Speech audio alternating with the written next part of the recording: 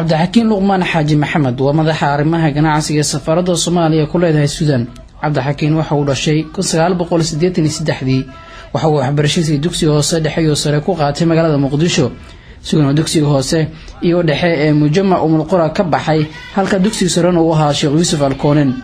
kadib markii uu dhameystay cabdixakiin dugsigiisa sare waxa uu waxbarashadiisa heerka jaamacadeed u dalka Suudaan halkaas uu ka bilaabay halgan waxbarasho. waxa uu heerka koowaad ee jaamacadda ka qaatay jaamacadda Afrika, sidoo kale waxa uu heerka labaad ee master ka qaatay jaamacadda Jazeera. haddana isla jaamacadda Jazeera waxa uu ka wadaa PhD hola.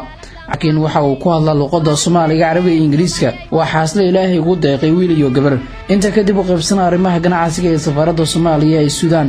cabdixakiin luqmaan xaaji maxamed ayaa wasaaradda ganacsiga iyo warshadaha ee dowladda federaalka Soomaaliya u soo magacaawday madaxa arrimaha ganacsiga ee safaarada Soomaaliya ee ku leedahay Suudaan. waxa uu cabdixakiin dhabarka saartay sidii uu soo celin lahaa xiriirka ganacsi ee barnaamijkii Soomaaliya kala dhaxeeyay Suudaan. sida aan la socono tan iyo burburkii dowladda dhexe kadib ma jirin wax xiriir ganacsi oo ka dhaxeeyay labada dowladood ee walaalaha.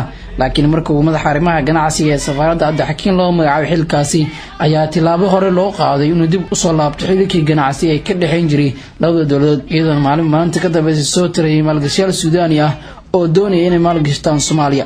cabdixakiin luqmaan xaaji maxamed ayaa kulamo gooniyaha la qaatay madaxda wasaaradda ganacsiga Suudaan, rugta ganacsiga, madaxda warshadaha qaar iyo maalgashiyaal Suudaani ah. waxqabadka u qaybsanaha arrimaha ganacsiga ee safaarada Soomaaliya ee Suudaan cabdixakiin luqmaan xaaji maxamed ma aha wax muuqaal ama hadal lagu soo koobi karo, balse aan soo qaadano waxyaabihii ugu muhiimsanaa. ugu horeyn cabdixakiin luqmaan xaaji maxamed ayaa kulan kula qaatay xafiiskiisa gudoomiyaha rugta ganacsiga Suudaan Ali Maxamed Ahmed Xasan, iyadoona ka wada hadlay sidii xiriir shaqo oo aad ugu dhaxmari lahaa labada rug ee ganacsiga Soomaaliya iyo Suudaan loona mataaleyn lahaa labada rug. iyadoona gudoomiyaha rugta ganacsiga Suudaan Ali Maxamed Ahmed Xasan uu cadeeyay in Suudaan iyo Soomaaliya dhanka taariikh ahaan marka laga hadlayo xiriirkooda aan bilaawno mardhow ayna ku hanwen yihiin karugaan wixii shaqo ah oo quseeya arrimaha ganacsiga wax badan la qaban doonaan ganacsiga Soomaaliyeed. sidoo kale qaybsanaha arrimaha ganacsiga ee safaarada ayaa booqday bandhig warshadeed ay soo bandhigeen qaar ka mid ah warshadaha laga leeyahay dalka Suudaan iyo waxyaabaha ay soo saareen. dhanka kale cabdixakiin luqmaan xaaji maxamed ayaa kulan la qaatay gudoomiyaha guud ee warshada Baasha Farma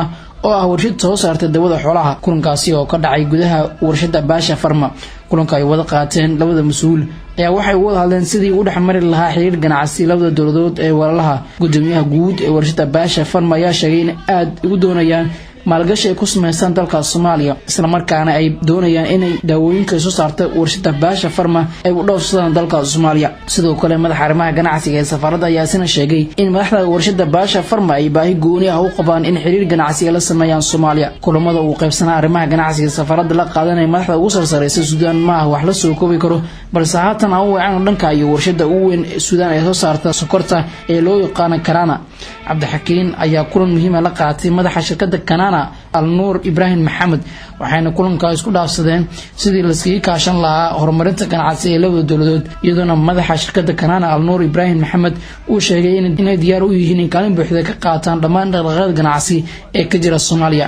safaradu madaxa arrimaha ganacsiga ee safaarada ugu qaybgalay shirarka ganacsiga caalamka ka dhacay waxaa ka mid ah shirkii dhaqaalaha Afrika ee lagu qabtay Turkiga, sidoo halkaasi kula kulmay qaar ka mid ah madaxda ka soo qayb gashay shirkaasi.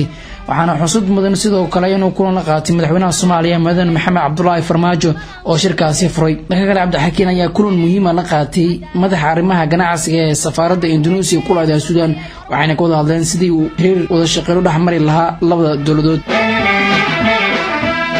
كمدال ولواء غني حول حول حول كمدال ولواء غني حول كمدال ولواء غني حول حول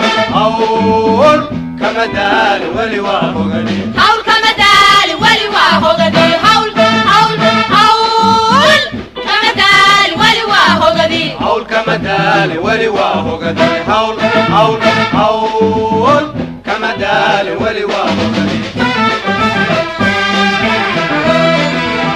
waxqabadka muuqda ee madaxa arrimaha ganacsiga safarada Soomaaliya ma wax la soo koobi karo balse markaan aan eegno bandhig warshadeed uu ka qayb galay mudane Cabdixakiin bandhigaasi oo soo qaban qaabiyeen wasaaradda ganacsiga Suudaan iyo rugta ganacsiga Suudaan waxaana bandhigaasi lagu soo bandhigay waxyaabaha ay soo saaraan warshadaha Suudaan waxaana bandhiga qayb ka ah wadamada Jarmalka Portugal Holland iyo Belgium waxaana halkaasi ku soo bandhigeen warshadaha ugu weyn wadamadaasi iyo waxyaabaha ay soo saaraan gunti iyo gabagabadii sidaan hore idin ku sheegay waxqabadka uu qaybsanaa arrimaha ganacsiga ee safarada Soomaaliya iyo Suudaan ma aha hadal ama muuqaal lagu soo koobi karo على وزارة جناعسي كوبوري لها إن عبد الحكيم أجرت بالشرف وكم تستشق هذا قرحة بدن وهايو شعب كالصوماليات وحنا هو الله إن جناعسي الصومالية السودان برسماتي كده حي وهات ندب أفر مدونه يدون هات دياريهن ما جشيا السودان ودون إن ما جشتان الصومالية وحنا مدن إن لقوم هدي علي وقف صناعة رمها جناعسي السفارة ده عبد الحكيم لقمان حاج محمد وجودي وقت الجرين حريك جناعسي الصومالية والسودان دب أفر